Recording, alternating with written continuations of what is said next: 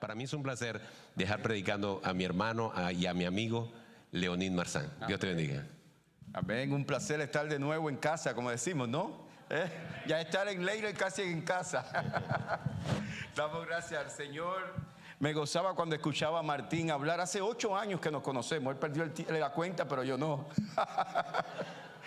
Y anoche meditaba cuando preparaba ya para el servicio de ahora, y yo decía, wow, la semilla que se sembró hace 8 años atrás, no pensábamos que iba a germinar como ha germinado aquí,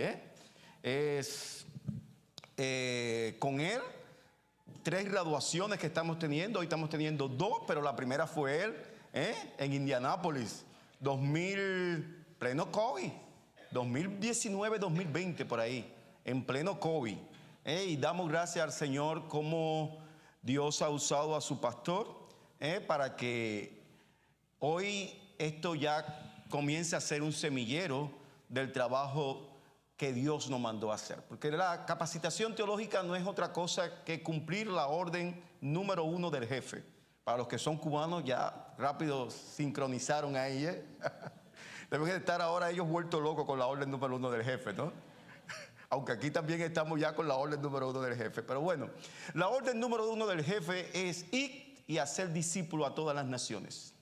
Entonces, ¿en qué se refiere a ser discípulo? Es sencillamente esto, es capacitar a los santos para la obra del ministerio. Es crear una red de discipulado, como decía el pastor Cutiño, el que vieron allí, que es el secretario ejecutivo del Promes.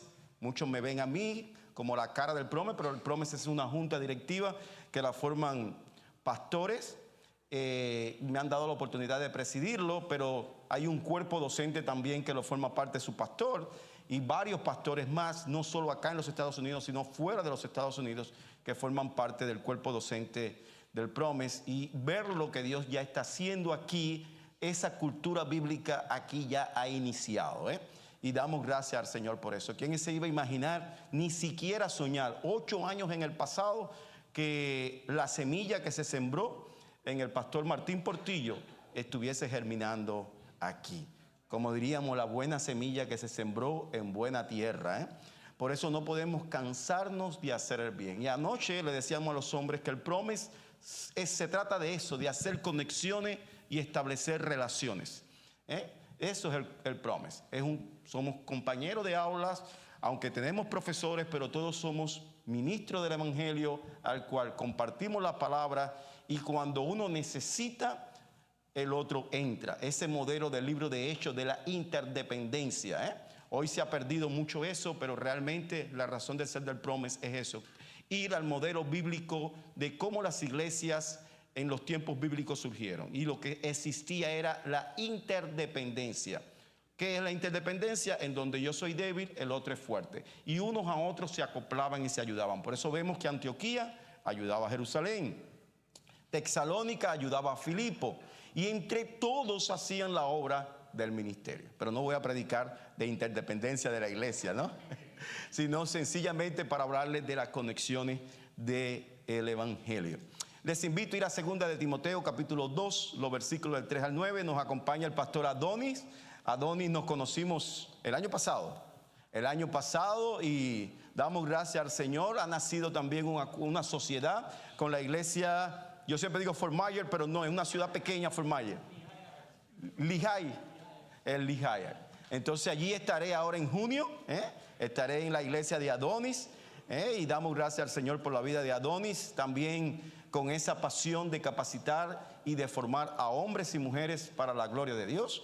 Luis, ya el pastor Martín lo presentó. Luis ha sido mi compañero de milicia. La vida de Luis es un milagro andante. Quien conoció a Luis como yo hace 9 años en el pasado, cuando llegué a la ciudad de Evansville, nunca imaginé, como me dice mi esposa, realmente Luis es un milagro de Dios. Los que lo conocen personalmente pueden ver cómo Dios ha transformado la vida de Luis Martínez, con una pasión muy grande por las almas. Tiene una visión, que estamos apoyando esa visión, 1 millón de Biblias para México. Ya vamos por un buen por ciento, pero nos falta alcanzar el millón, Luis. Tenemos una clínica médica en agosto, y yo estoy viajando el 31 de julio, que tenemos una graduación de 22 hermanos, y estaremos en uno de los estados donde el evangelio aún no ha entrado con fuerza. ¿Cuántos años hace que no ha sido visitado Guanajuato, Luis? 16 años, donde el catolicismo y operan los 3 cárteles más fuertes de la droga de México. Jalisco, Nueva Generación, se enteraron con la noticia, pues ahí opera. Sinaloa, el del Señor de los Cielos, Aurelio Casillas, los que siguen la serie. Y el cártel, por supuesto, de Guanajuato. Estemos orando, estamos entrando el 31, ya Luis estuvo en diciembre. Él siempre va como ese soldado de explorador, ¿no? Va explorando la zona, y después me dice, Pastor Leoní, vamos al frente. Y damos gracias al Señor, estamos buscando que Jerry nos acompañe. Entonces, estemos orando por México. Me gocé mucho cuando su pastor ahorita oró por México. México necesita mucho, mucho del Evangelio y de Cristo. Les invito a ir a 2 Timoteo, capítulo 2, los versículos del 3 al 9. Dice así las Escrituras: Tú pues sufre penalidades como buen soldado de Jesucristo. Ninguno que milita se enrede en los negocios de la vida, a fin de agradar a aquel que lo tomó por soldado. También el que lucha como atleta no es coronado, sino lucha legítimamente. El labrador, para participar de los frutos, debe trabajar primero. Considera lo que digo y el Señor te dé entendimiento en todo. Acuérdate de Jesucristo, del linaje de David, resucitado de los muertos conforme a mi evangelio, en el cual sufro penalidades hasta prisiones, a modo de malhechor, mas la palabra de Dios no está presa. Padre, estamos agradecidos por tu palabra. Gracias por este tiempo donde hemos alabado, donde hemos orado, donde hemos intercedido delante de ti. Pero ahora te pedimos, oh Dios, que habla nuestras vidas, que tu Espíritu Santo fluya en nuestros corazones y que esta palabra que se va a exponer confronte, anime y exhorte nuestras vidas. En Cristo Jesús te lo pedimos y úsame como un canal para transmitir tu palabra. Por Cristo Jesús. Amén. He querido reflexionar el sermón de la tarde de hoy para los graduandos de la siguiente manera: forjados como soldados de Cristo. Forjados como soldados de Cristo. ¿Y por qué como soldado? ¿Y por qué Pablo usa la palabra soldado? Pues denme unos minuticos y vamos a ver por qué Pablo nos habla de que tenemos que forjarnos como soldados de Cristo y por qué este título para los graduandos de teología en la tarde de hoy. La realidad es que el verdadero soldado de Cristo debe de estar dispuesto a vivir disciplinadamente y a permanecer firme en Cristo, a pesar de servir fielmente al Evangelio muchas veces en pleno sufrimiento. De eso tenemos que estar claros. El Evangelio no es algo que es fácil, nunca lo fue ni lo será de este lado de la gloria. ¿A qué yo me refiero de este lado de la gloria? Donde estamos viviendo actualmente. Nunca será fácil. El mismo Jesús lo dijo en Juan 16:33. En el mundo tendréis aflicción, pero confiad, yo he vencido al mundo. No todos permanecemos fieles cuando llegan los tiempos difíciles, y eso es una realidad. Muchos comienzan sirviendo a Cristo con entusiasmo, pero cuando la soga se aprieta, abandonan la misión. Cuando la oposición es fuerte, el enemigo avanza y pensamos que estamos perdidos. Todo eso trae como consecuencia que el soldado muchas veces suelta el fusil y se desanima y abandona la misión. Muchos cristianos abandonan la causa cuando la situación es difícil. Por eso el Evangelio no necesita de creyentes emocionados. Y hago énfasis en esto: el Evangelio no necesita creyentes emocionados, sino soldados espiritualmente preparados. No necesitamos creyentes emocionados. Un soldado no puede estar emocionado para ir a la guerra, hermano. Me dice Jerry, oye, se escuchó bien. No. ¿Usted ha visto un soldado que le digan, tiene que atacar La Habana y Santiago de Cuba, aunque vaya en el Gerald Ford o en el Abraham Lincoln? Él sabe que la bala no tiene nombre. Él no puede ir emocionado. ¿Cómo él tiene que ir? Preparado. Aunque su ejército sea superior al ejército del país donde va a entrar, pero él tiene que estar preparado. Eso mismo pasa. Nosotros tenemos un ejército muy bien preparado. Tenemos un comandante en jefe que ha ganado todas las batallas. Mi pastor José Rosales decía, el general que venció la guerra de los 3 días. ¿Saben por qué él le llamaba la guerra de los 3 días? Murió en la cruz y resucitó el domingo, pero el sábado proclamó su victoria en el infierno. Esta segunda carta del apóstol Pablo a Timoteo es la última carta escrita por el apóstol antes de su muerte. Es una carta que la escribe desde la prisión de Roma, sabiendo que el final de su vida está cerca. La persecución era aún más fuerte bajo Nerón, pero Pablo se identifica, ¿saben cómo qué? Como un prisionero de Cristo. Y esto no le habló a su hijo a Timoteo desde una posición de derrota, bajo ninguna circunstancia, sino habló con una pasión pastoral profunda. Él está preparando a su hijo para que continúe fielmente la misión. En otras palabras, la obra del ministerio. Pablo entiende que la próxima generación necesita convicción profunda, carácter firme y resistencia espiritual en el conocimiento de la palabra y no emocionalmente. Pablo está claro de esto y por esa razón le dice a su hijo Timoteo que tiene que sufrir penalidades. Por eso en la tarde de hoy vamos a ver 3 puntos que nos van a hablar de cómo nosotros debemos de aprender en primer lugar a sufrir pero con fidelidad, a vivir una vida de disciplina y mantener siempre nuestra mirada en Cristo y en su gracia. Si no ponemos a poner la mirada en Cristo y en su gracia, estamos perdidos.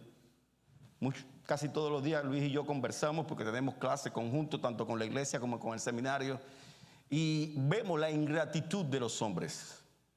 Y yo siempre le digo a Luis, tenemos que mirar a Cristo, porque si mira al hombre, te vas a frustrar.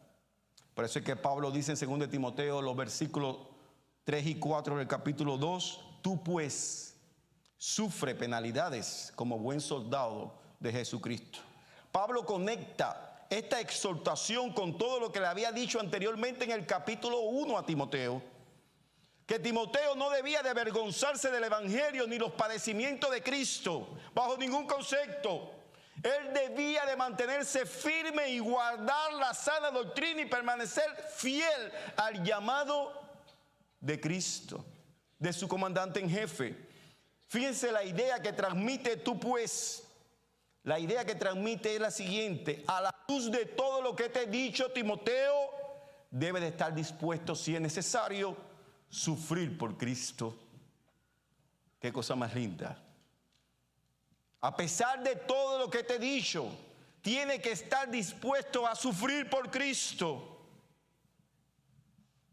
Si no está dispuesto, no puede ser un soldado de Cristo. Cristo sufrió por nosotros. ¿Cómo nosotros no vamos a sufrir por Él? Esta frase implica participar activamente en el sufrimiento de Cristo y no observar la batalla desde lejos, escuche bien, sino como soldado de Cristo involucrarnos en ella hasta la muerte. El verdadero soldado de Cristo siempre tendrá un costo. El evangelio nos confronta al pecado, a renunciar a nuestro ego, y es el primer costo que vamos a tener. Renunciar a Leonic y al deseo de Leonic. Y exaltar por encima de Leonic la autoridad de Cristo, el señorío de Cristo. Cristo es nuestro Salvador, pero también Cristo es nuestro Señor. Y un buen soldado de Cristo tiene que reconocer el señorío, tiene que reconocer que Cristo no solo es nuestro Salvador, no solo es nuestro amigo, no solo es nuestro hermano mayor, no solo somos copartícipes o coherederos con Él de la gracia de su gloria, sino que también Él es nuestro Señor. Y si Él es nuestro Señor, es nuestro comandante en jefe. Y si Él es nuestro comandante en jefe, yo tengo que aceptar su autoridad y su voluntad. Y eso nos obliga a oponerme al sistema de este mundo. Este mundo busca la fidelidad en los hombres y no la fidelidad en Cristo. Este mundo busca exaltar al hombre, al ego, pero no a Cristo. Pero Cristo nos dice que debemos serle fiel a Él y a su palabra. ¿Saben por qué? El Salmo 138:2 dice que Él tiene en alta estima por encima de todas las cosas su nombre y su palabra. Su nombre y su palabra. Por encima de todas las cosas. Entonces, si su nombre y su palabra están por encima de todas las cosas, yo no soy nadie para oponerme o ir en contra de su palabra ni de su nombre. Porque Él la tiene por encima de todas las cosas. Pablo añade: ninguno que milita se enreda en los negocios de la vida. Como buen soldado de Cristo no podemos enredarnos en los negocios de la vida. Muchos creyentes comienzan bien la carrera, pero terminan distraídos. ¿Saben por qué?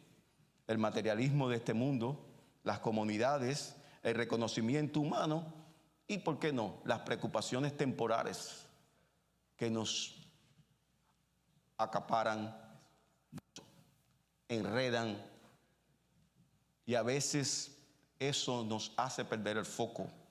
En otras palabras, son entretenimiento que el enemigo manda o falsas noticias que el enemigo manda.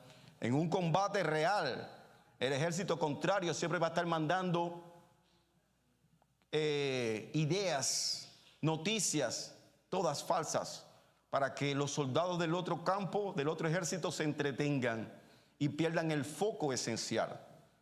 Pablo le está diciendo, tú pues sufres penalidades como buen soldado de Jesucristo, porque el soldado de Cristo no se enreda en los negocios de la vida. No trate de enredarte porque vas a perder el foco de la batalla.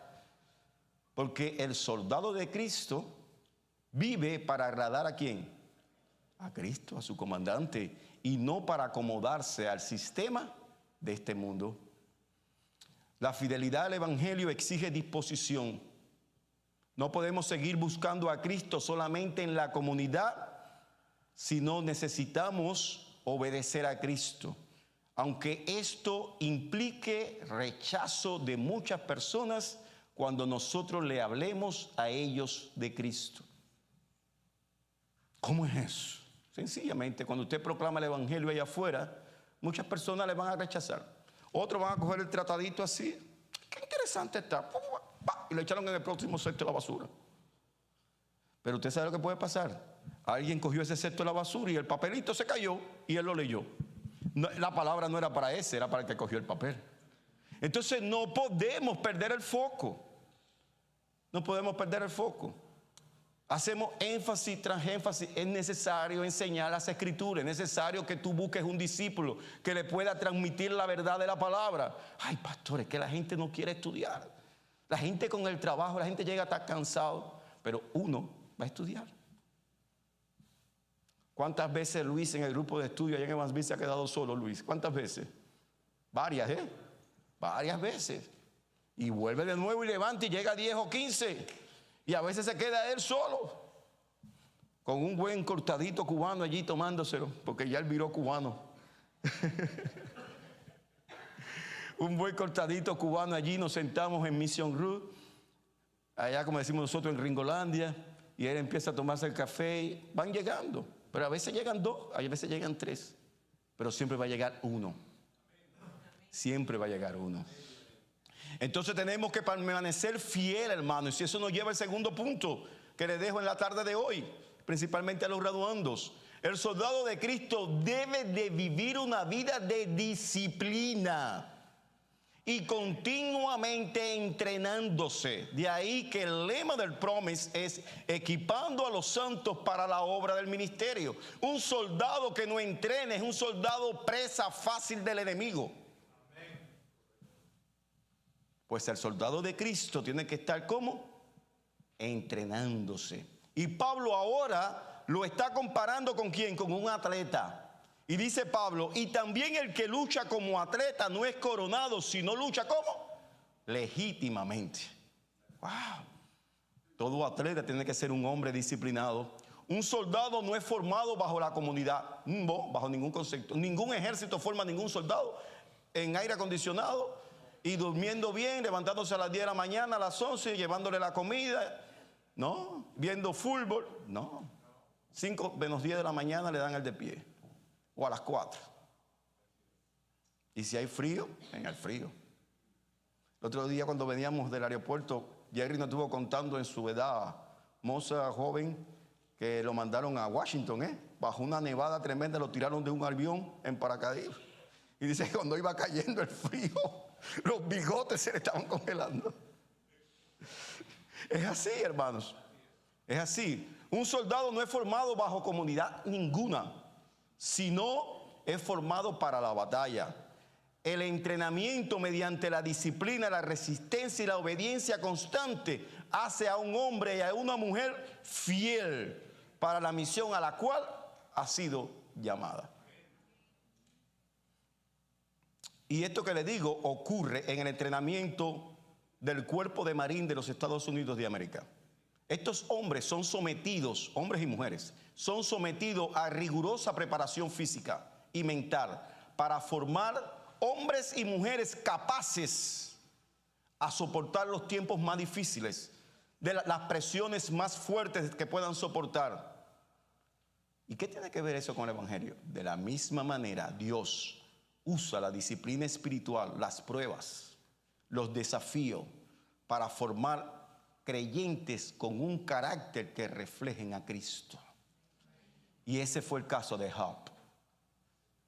Job fue sometido a un rigor de entrenamiento fuerte, a tal punto que cuando Satanás le pide a Job, le dice, solamente te voy a pedir una cosa, que no le quite la vida, no toque su vida, pero dale, ahí lo tienes. Así somos sometidos, hermanos. Hay 3 aspectos en la vida cristiana que el mundo, o sea, el ejército de los países, la Army, ha tomado de la iglesia. Esto que voy a decir lo ha tomado de nosotros. Para formar un soldado fuerte, en primer lugar, tiene que ser un hombre sometido a resistencia, a sacrificio y a obediencia absoluta. No puede desobedecer la orden del comando. Un soldado que desobedece la orden es un soldado muerto en el campo de batalla. Nosotros como hijos e hijas de Dios tenemos una orden clara. ¿Saben cuál es? Ir y hacer discípulos a todas las naciones, bautizándola en el nombre del Padre, del Hijo y del Espíritu Santo. Qué bien. Y yo estaré con vosotros todos los días hasta el fin del mundo. Hay una condición a la promesa. ¿Y cuál es la condición de la orden? Es que Cristo promete estar con nosotros si nosotros cumplimos la orden. Él no va a estar si yo no cumplo la orden. Muchas veces decimos, no, el Señor está conmigo. Y tú preguntas, ¿estás haciendo la labor? No, pastor, el Señor está conmigo. Yo, ojo con eso. Hay una mala interpretación del texto. El texto dice que Él sí va a estar conmigo cuando yo esté proclamando y yo esté evangelizando y enseñando, haciendo discípulos. El verdadero discípulo entiende que servir a Cristo implica negarse a sí mismo diariamente. Por eso es que Pablo utiliza la figura del atleta. El atleta debe de competir legítimamente y entrenarse rigurosamente para recibir la corona. No basta el entusiasmo de la carrera. Es necesaria una disciplina, un entrenamiento continuo. Por eso nosotros, la iglesia del siglo XXI, tenemos la necesidad en el entrenamiento de estudiar la palabra continuamente. Hechos capítulo 5, verso 42 dice que la iglesia del primer siglo, ¿qué cosa hacía? Iba al templo y estaba en las casas, ¿cómo? Enseñando la palabra de Dios. Por eso es necesario estudiar la palabra de Dios. ¿Por qué es necesario estudiar la palabra de Dios? Porque la palabra de Dios es Cristo hecho tinte, la revelación específica donde Dios se da a conocer su plan, su voluntad y lo que nosotros necesitamos saber de Él. Por esa razón es la necesidad del estudio constante de las Escrituras. En segundo lugar, su pastor lo decía ahorita, debemos cultivar la oración. Muchas veces los bautistas presumimos de virtud, pero se nos olvida orar. El conocimiento sin oración es puro intelecto. Y el intelecto convierte corazones orgullosos. Necesitamos ir a la rodilla para reconocer nuestra humildad, que no somos nada. Somos polvo y ceniza. Yo siempre me pongo a pensar que hace unos añitos atrás ya yo era un teenager y ya hoy soy abuelo. Ahorita fuimos a tomar un café allí al restaurante cubano y decía a la muchacha, le dije, yo estuve en tu tierra, en Villa Clara, en el año 97, 98. Y me dice, yo tenía 2 años. Dije, ay.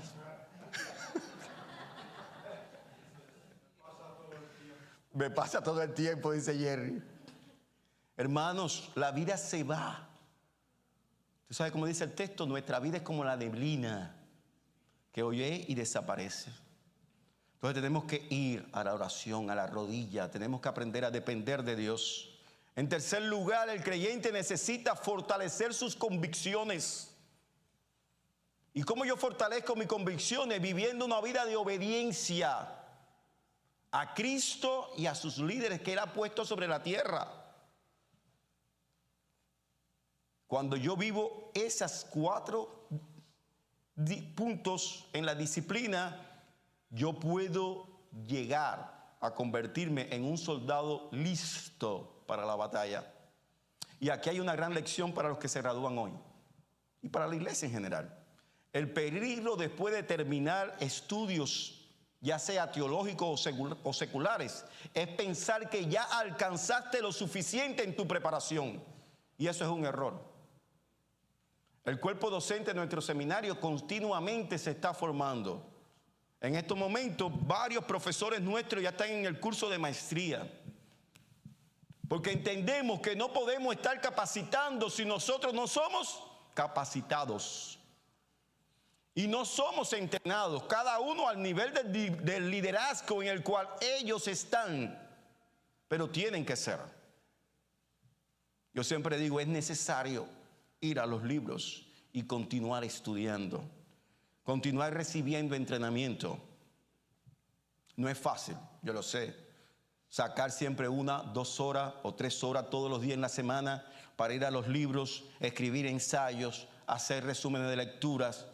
Pero eso confronta nuestros corazones y nos anima a continuar adelante. Porque un soldado que deje de entrenarse en medio de la guerra es un soldado muerto. No podemos dejar de entrenarnos. Y nuestro entrenamiento está en las rodillas y en el estudio de las Escrituras. John MacArthur dijo, y cito, la verdad que no transforma la vida aún no ha sido realmente entendida. Repito, la verdad que no transforma la vida aún no ha sido realmente entendida. La sana doctrina no debe producir orgullo intelectual, sino humildad, reverencia y obediencia. Fin de la cita. El apóstol Pablo ahora va a usar la otra figura, ya usó la del atleta, la del soldado, y va a usar ahora la del labrador. Dice que el labrador, para participar de los frutos que tiene que hacer, debe de trabajar primero. Ya pueden entender por qué dije que cuando llegué anoche mismo en casa de mi hermano Celaya, pensaba en mi amigo Martín y decía, yo mismo dándole gracias al Señor, orando, decía, gracias Señor, lo que sembramos hace 8 años en la vida de Martín, hoy se ha multiplicado. Yo me imagino que la madre que aquel entonces ni se imaginara que iba a estar en el 2026, 24 de mayo, graduándose en el primer curso básico. Y dice ella que va por más, que va para el bachiller. Amén. Hermanos, debemos de vivir constantemente entrenándonos. Nunca abandonemos el entrenamiento. Nunca descuidemos la oración. Nunca estemos conforme con un conocimiento superficial de las Escrituras. ¿Saben por qué? Porque Cristo está buscando una iglesia que esté formada por hombres y mujeres profundamente arraigados en la verdad de Dios. Por eso es que Pablo le escribe a su hijo Timoteo en el capítulo 3 y le dice: yo pienso verte pronto, pero si no llego, te escribo esta carta para que te sepas conducir en la casa de Dios, la cual es columna y baluarte de la verdad. ¡Wow! ¡Qué cosa más linda! Te escribo esta carta para que sepas conducirte en la casa de Dios. ¿Y cómo yo me puedo conducir en la casa de Dios si yo no estudio las instrucciones que Dios me está dando para yo conducirme en la casa de Dios? Y una de esas condiciones es el tercer punto.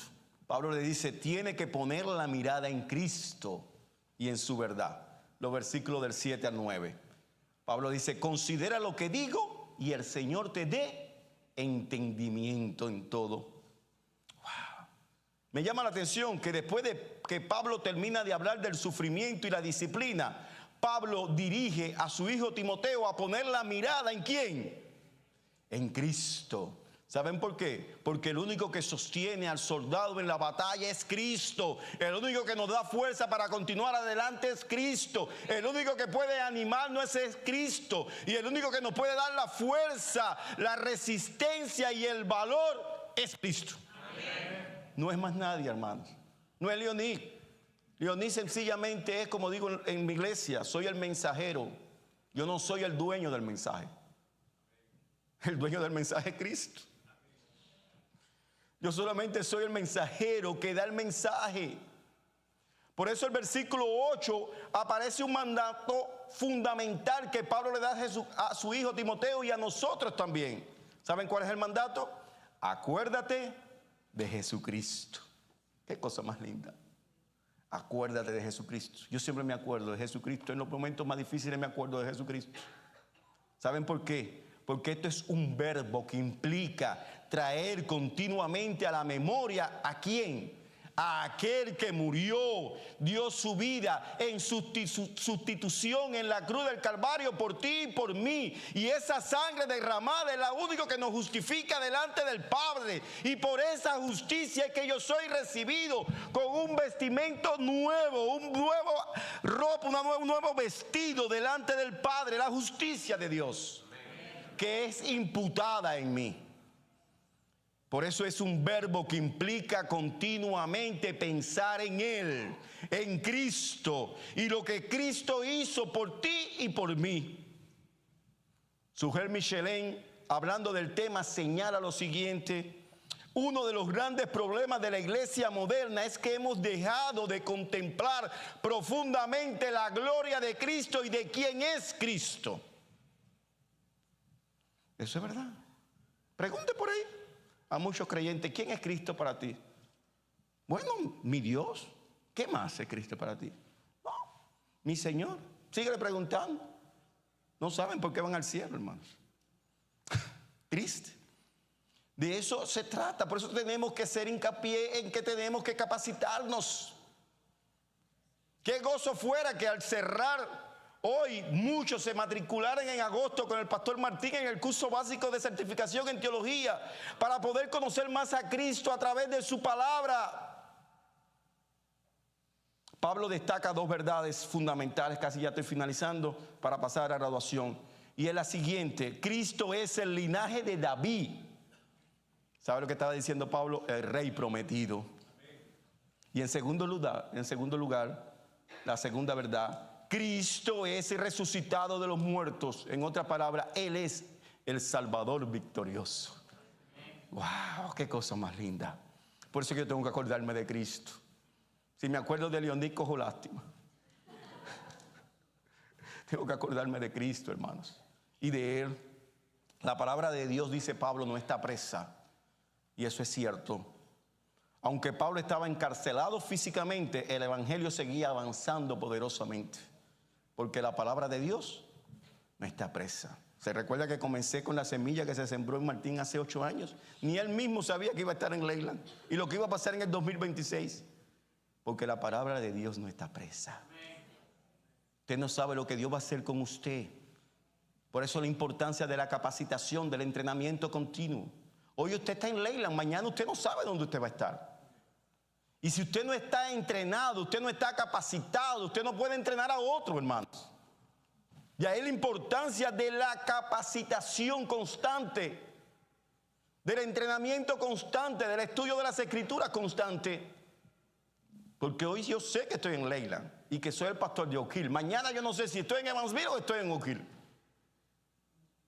¿Saben por qué? Porque tu vida y mi vida no dependen ni de tus planes ni de mis planes. Dependen de Él. Entonces, si yo vivo para Él, yo no debo de dejar de hacer lo que Él me mandó a hacer. Concluyo con la historia de Desmond Doss. No sé si lo han visto, hay una película de él. Desmond Doss fue un médico militar del ejército de los Estados Unidos que fue un objetor de conciencia. Y él decidió permanecer en medio de la batalla para rescatar hombres heridos en la Segunda Guerra Mundial, en una ciudad que se llamaba Okinawa. Lo insultaron, le dijeron de todo. Se burlaron de él, inclusive oficiales, durante su entrenamiento, porque pensaban que no estaba preparado para el campo de batalla. Sin embargo, escuche bien, durante la batalla de Okinawa, arriesgó su vida repetitivamente para salvar a otros mientras oraba de la siguiente manera: Señor, ayúdame a salvar a uno más. Así salvó a 75 compañeros de él que habían caído en batalla. Se lo echaba al hombro y lo lanzaba con una soga, se amarraba la soga a la cintura y lo lanzaba por un despeñadero y así lo recogían abajo. Y siempre decía: Señor, uno más, uno más, uno más, uno más.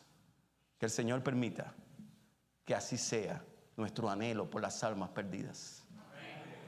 Señor, ayúdame a ganar uno más, porque cuando evangelizo también lo entreno, lo discipulo. No puedo evangelizarlo y decirle: Pastor Martín, aquí se lo entrego. No, eso no es responsabilidad de Martín solo, eso es responsabilidad tuya y mía.